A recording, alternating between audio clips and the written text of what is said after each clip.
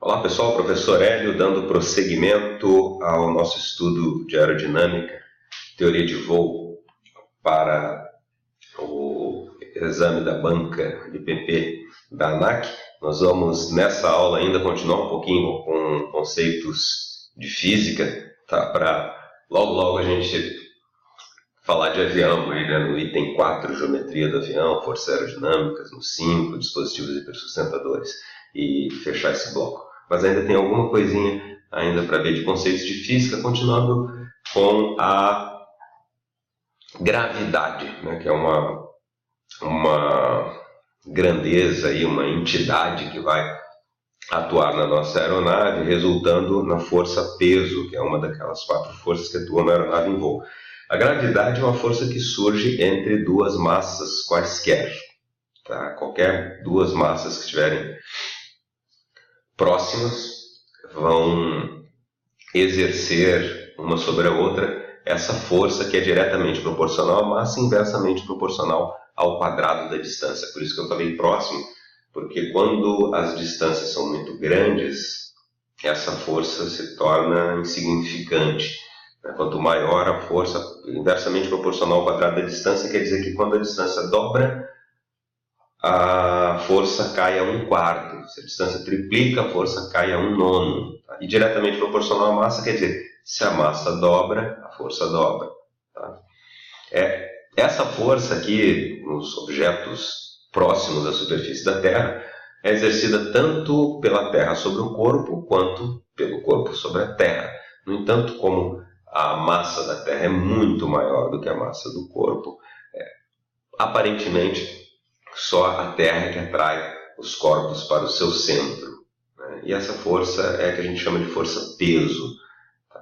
Ambas se atraem, mas a inércia da Terra é muito grande, então a força exercida, aí no caso nossa figura aí pela maçã sobre a Terra é insignificante. No entanto, a Terra exerce uma força muito mais significativa sobre os objetos pequenos. Essa força-peso nós podemos calcular usando aquela fórmula que força é massa vezes aceleração. A nossa aceleração é a aceleração da gravidade e a massa é a massa do corpo. Então o peso vai ser a massa do corpo vezes a aceleração da gravidade, que nós representamos por g, e esse peso é dado em newtons. A aceleração da gravidade em metros por segundo ao quadrado, aproximadamente 9,81 metros por segundo ao quadrado. Isso aí é uma simplificação, tá? Porque a força, como eu disse, depende da distância, depende da massa dos objetos. No entanto, como essa distância é praticamente a mesma, se considerar o grande raio da Terra, e a massa da Terra também vai ser a mesma, nós podemos simplificar uma constante g. Se eu tiver um espaço com 2 outros objetos, né, que não sejam a Terra, eu vou calcular essa força da gravidade usando as massas dos objetos e a distância.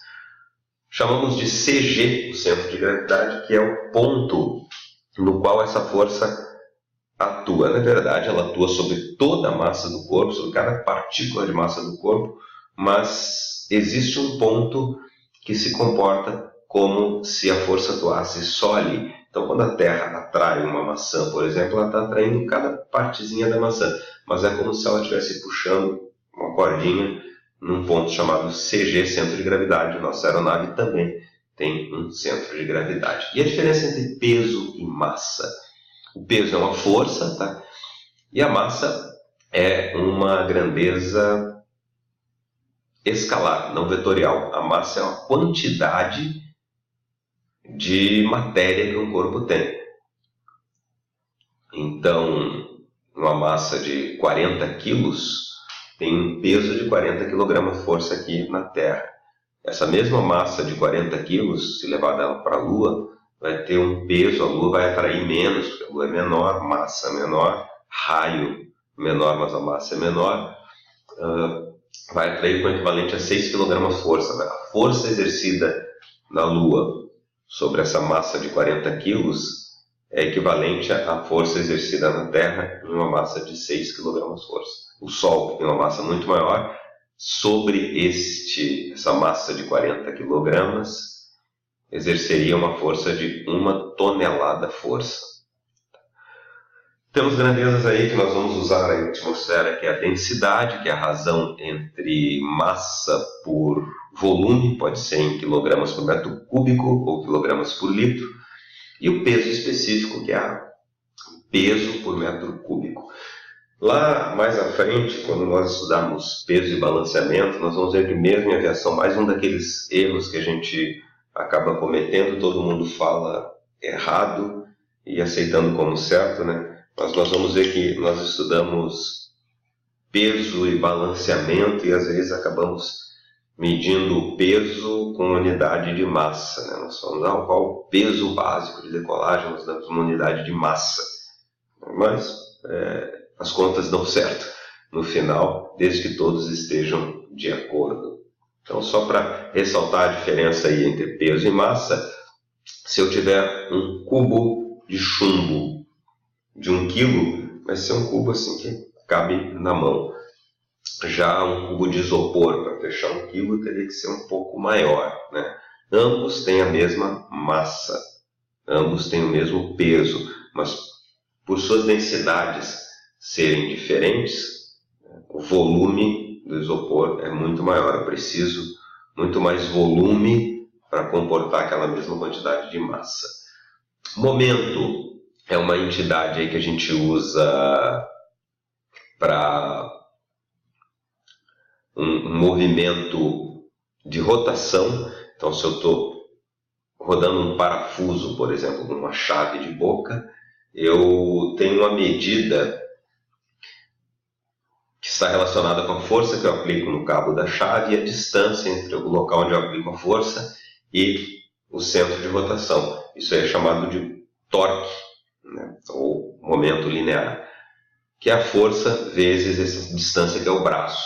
Isso aí é interessante porque quanto mais próximo do centro de rotação, maior a força que eu vou ter que exercer para produzir aquele mesmo efeito.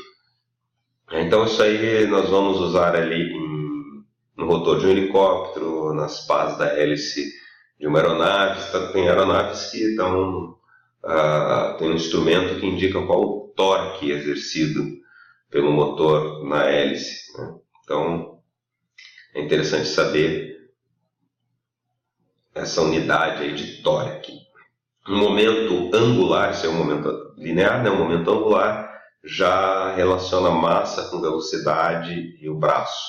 É uma grandeza parecida com a inércia para o movimento circular.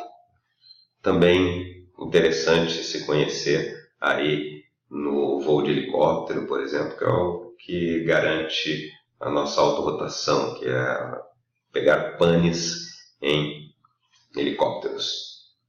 E o equilíbrio, é interessante saber aí que o equilíbrio vai acontecer quando eu tiver uma constância aí no movimento, não tiver variações do movimento. E existem condições de equilíbrio. Primeiro, a resultante das forças tem que ser nula.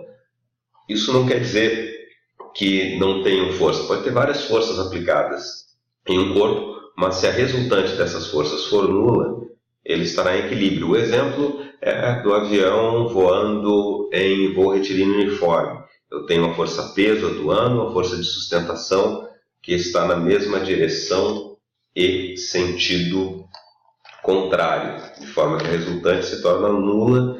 Então, existem forças atuando, mas a resultante é nula. Mas não é só isso, a soma dos momentos deve ser zero. Se eu tiver a sustentação gerando um momento, ou seja, ela tiver uma certa distância do centro de gravidade, né, que faça com que essa aeronave tenha uma tendência a rodar, eu não terei o equilíbrio. Essa aeronave está tendendo a girar, a cabrar, ou a picar, ou girar para um lado, ou girar para o outro.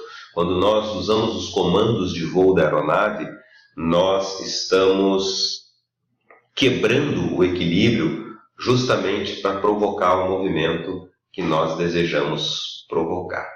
Tá? No helicóptero, por exemplo, quando o rotor principal gira para produzir a sustentação, nós temos um torque e isso aí reflete na tendência do movimento da fuselagem no sentido contrário. Isso deve ser equilibrado, para ele continuar em equilíbrio, por uma força que é produzida lá no rotor de cauda, né? Então, a gente quer conseguir o equilíbrio no helicóptero e a gente consegue isso colocando forças que, em conjunto, tenham uma resultante nula. Chamamos de trabalho a medida de energia transferida pela aplicação de uma força ao longo de um deslocamento. Se eu aplico uma força, o corpo se desloca. A intensidade da força vezes o deslocamento é chamada de trabalho e é dado em unidades de energia. O joule, 1 newton por metro é 1 joule. E a potência é a quantidade de energia transferida por unidade de tempo. Nós podemos transferir uma determinada energia e levar muito tempo. Se nós transferirmos a mesma quantidade de energia em menor tempo, quer dizer que nós estamos com potência maior. Usamos essas medidas aí também, principalmente na qualificação de motores, nós vamos ver depois na matéria de conhecimentos técnicos. Então a potência é energia por tempo. Potência é medida em watts, que é um watt é 1 joule por segundo.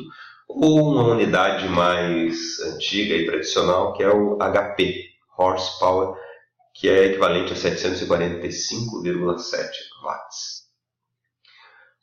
Interessante também nós conhecermos sobre termologia, vou falar bastante superficialmente aqui, que é o estudo da transferência de calor. O calor passa de um corpo mais quente para um mais frio e nós temos unidades de medida da quantidade de calor em um corpo, que é chamada de temperatura.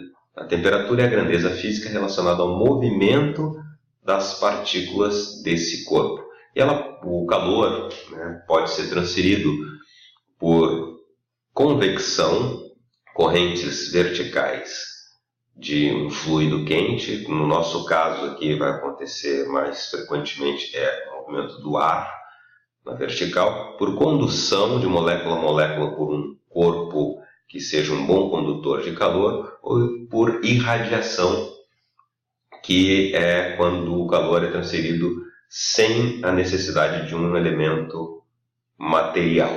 Então, quando você está longe de uma fogueira e coloca a mão para aquecer, você não precisa encostar na fogueira, não precisa colocar um ferro lá na fogueira, você de longe já consegue receber a radiação ou irradiação. O Sol também aquece a Terra por radiação ou irradiação. O calor, além de poder deformar uma massa, a principal característica, quimicamente falando, é a mudança de estado de um corpo. Ele aumenta a temperatura até o momento que ele pode mudar do estado sólido para o líquido e do líquido para o gasoso. Então, nós temos variação de temperatura, mudança de estado e deformação. O calor sensível é aquele calor que muda a temperatura e na mudança de estado eu insiro mais calor e a temperatura não aumenta. Esse calor que eu insiro é chamado de calor latente.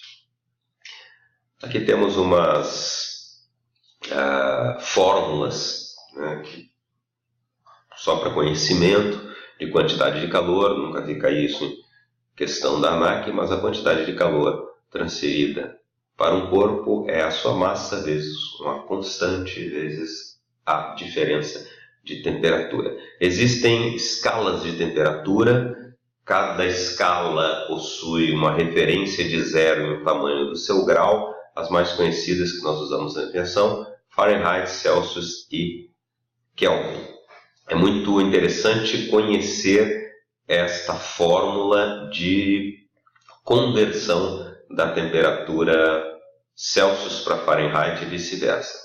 Uma temperatura dada em Celsius dividido por 5 vai ser igual à mesma temperatura dada em Fahrenheit menos 32 dividido por 9. Tá? Existem macetes aí para a gente calcular essas conversões, tá, de temperatura. Também é muito raro de cair a conversão especificamente, mas é bom nós conhecermos aí porque alguns instrumentos podem aparecer com temperatura em Fahrenheit, a gente tem que ter uma noção. Vamos ficando por aqui nessa aula. Tá? Bons estudos e até a próxima.